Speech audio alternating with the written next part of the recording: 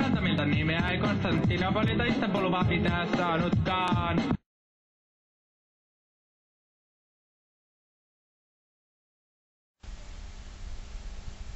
Urheiluutisista hyvää iltaa. Iltaa! Minä olen Raimo Vormisto.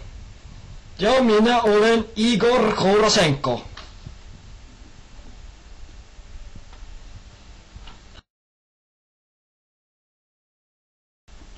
Suomalaisesta näkökulmasta katsottuna Torinon olympialaisten tärkein ottelu. Kova kamppailu, missä Suomi taisteli ja voitti ja rynni ja sai pääsyn taistelemaan kullasta.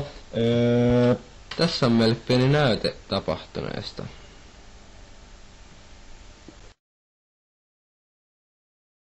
Tässä seuraamme jännittävää Suomi-Iso-Britannia curling-ottelua. Suomella on tuommoiset keltaiset kivet ja Britannialla on lippunsa mukaan tuommoiset punaiset. Suomen ehkä kivien väri johtuu siitä, kun olimme Ruotsin kanssa yhdistyneet tuossa jossain vaiheessa. Siksi ovat hieman kellertävät. Ja siellä näkyy Suomen joukkue. Aika monella on tuommoiset silmälasit, koska tämähän on aika perisilmää vaativa tämä laji, niin neljä silmää ei ole yhtään haitaksi, että on paremmat kuin 2. Tässä on vissiinkin nytten käynnissä kuudennen erän loppu.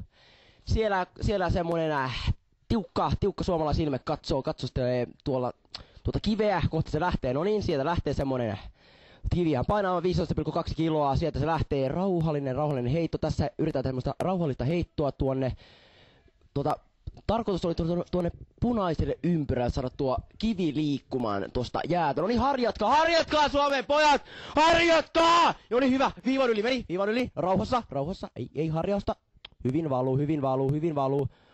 Tarkoitus on omaan kiveen tuossa.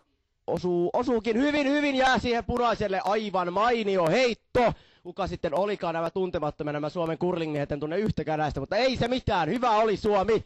Mitali voi tulla tästä kyllä aivan hyvin. Suomen on peitonut tuossa pari päivää sitten Kanadan. Kanadahan on 10-kertainen maailman mestari ja 2-kertainen olympiahopeamitalisti. Eli Suomella on tässä mitalitavoitteet aivan selvästi, että kullanvärinen mitali jos tulisi. Ja siinä näkyy Iso-Britannian Murdoch. Hän on hyvin tarkka heittäjä. No niin, ja nyt palaamme kisastudioon. Siellä on tämä Kaljupäinen Pentti siellä se selostaa nyt. Hän on ja Pasilaan.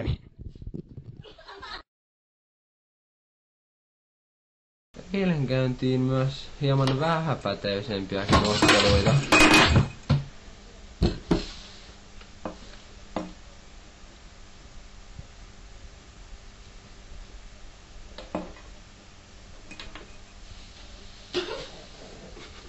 Oi.